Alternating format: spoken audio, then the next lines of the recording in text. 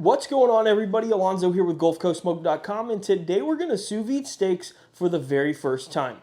So about a week ago, I was on one of those Facebook groups. I don't know which one because I'm in about a million of them when it comes to cooking, but they had a little deal going on Amazon where this Inkbird sous vide that I got was typically, I think, around $100, and it was like 35% off or something like that. It ended up being, I think, around 60 bucks, and I've never owned a sous vide, and I figured it is time. I've heard about them.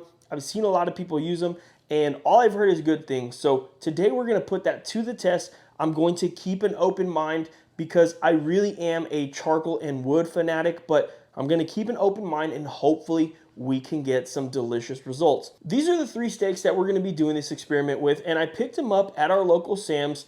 For this first experiment, for the first time we're using sous vide, I think this is perfect. I didn't want to go crazy and get a Wagyu or anything because if I make a mistake, if I'm doing something wrong, these choice steaks were not too expensive, although they look absolutely incredible. There's a bunch of marbling in there. You guys can see that right here. Now, the sous vide is extremely easy to set up. We bought the sous vide, we bought a container, and then we bought a top where the sous vide fits in. I've set it at 130 degrees. We're gonna let these steaks go for 2 hours. We're gonna season them liberally with Southern Belle. We're gonna vacuum seal them, and then we're just going to let them do their thing.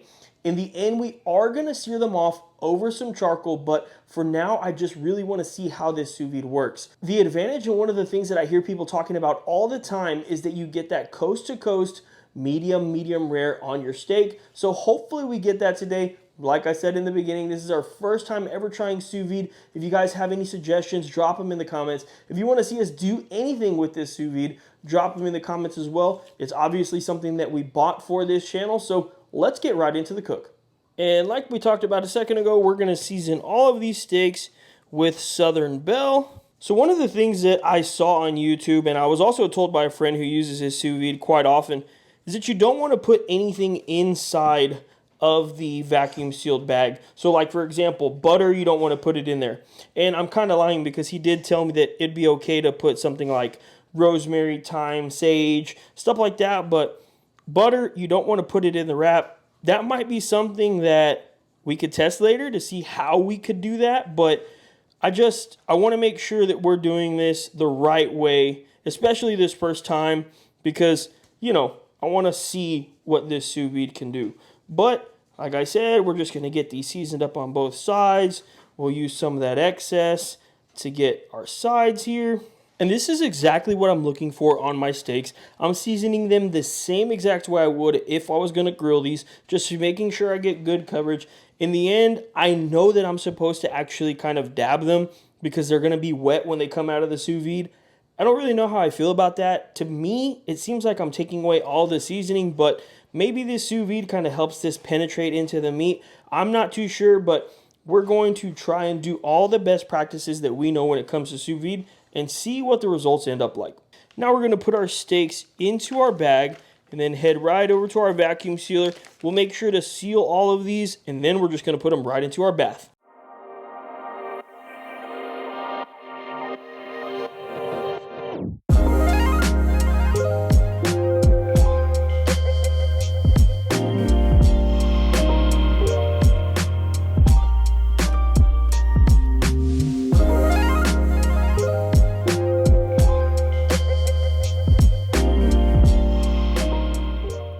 Now we're going to go ahead and put these steaks into our sous vide bath. And again, I don't really know how to do this. I'm just going to throw them in here.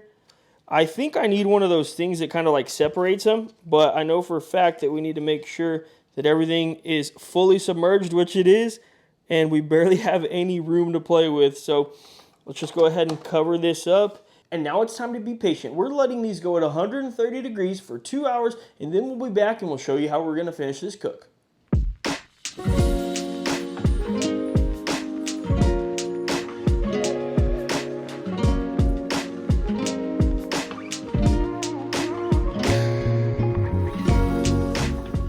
Okay, Okay, 2 hours later, we took these ribeyes out of the sous vide, we patted them dry, and I expected a lot more juice to come out of them. You can see it here that we poured it into the bowl. I think it's because I watch Guga's channel so much that I figured there's just gonna be so much juice coming out. I'm not sure if that has to do with the time that we cooked it or the temperature, or I'm not really sure. Like I said, this is the first time we're doing this, so we'll hopefully learn about it as time goes on, but now we're just going to put these steaks over some hot lump charcoal for around 30 seconds per side. They are fully cooked. From what I understand, these are fully cooked already, so we just want to get that nice sear, and then we're going to go inside and eat.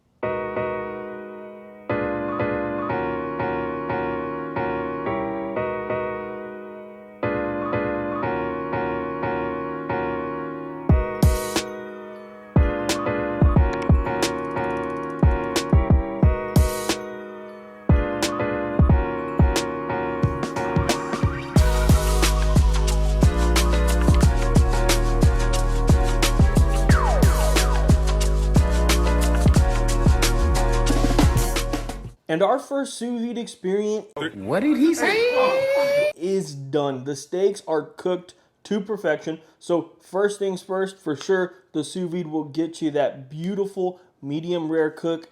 I think 100 times out of 100. And we did char these over the charcoal for around, I would say, a minute per side. I was originally going to do 30 seconds, but I think a minute was going to be better for the texture that I wanted on the outside. I was a little bit worried that I was going to overcook them, but as you can see, I did not. They came out absolutely perfect. So now let's go ahead and take a bite. I'm going to talk to you guys about what I taste, what I feel in the texture, and overall, what I think of the sous vide. Again, you guys can see that it looks absolutely perfect. Feels really tender. Yeah, I mean, tenderness is honestly on point. So I'm going to have to give the tenderness, honestly, to the sous vide over pretty much any steak that I've made. I mean, it's just really tender. It takes no effort at all. Now, don't get me wrong. Whenever we cook steaks reverse seared or over the charcoal, it's still really tender too, but this really does take it to another level. Now, on the flip side, tenderness is there. Texture is not where I want it at all. That could have been my fault. It could be that I just needed to sear it longer, but the texture that I want on the outside of my steak, I'm sure you guys have heard me say it 100 times, I want crunch, I want crisp, I want that fat to get nice and crispy, and those flavors, it's making my mouth water talking about it. Unfortunately, I'm not getting it here with the sous vide. And again, I was nervous myself because I didn't want to overcook the steak. How could I ruin the first sous vide steak I ever made? But I would say tenderness, better on the sous vide, texture, better over charcoal, flavor, better over charcoal. And to me, 100 times out of 100, I think I'm going to choose the charcoal steak. The tenderness, again, this cannot be beat, but I just really prefer the other things over the tenderness because realistically, I've never cooked a ribeye to where it was just so dry or so tough that I couldn't eat it. This really is very, very enjoyable. I'm not complaining about it, but I just really think that I'm lacking that texture and I'm lacking that smoke flavor and just everything that I really, really, really enjoy with a charcoal grilled steak.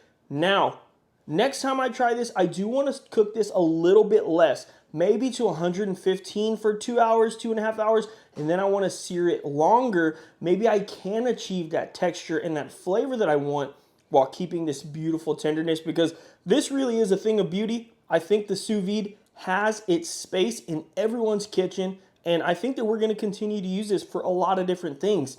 I'll drop a link down below of the sous vide that I bought and all the equipment that I used today. I think it's very inexpensive, and you can use that coupon still. I looked on Amazon, you can still use that coupon, and you could get this for around $57, which is really affordable.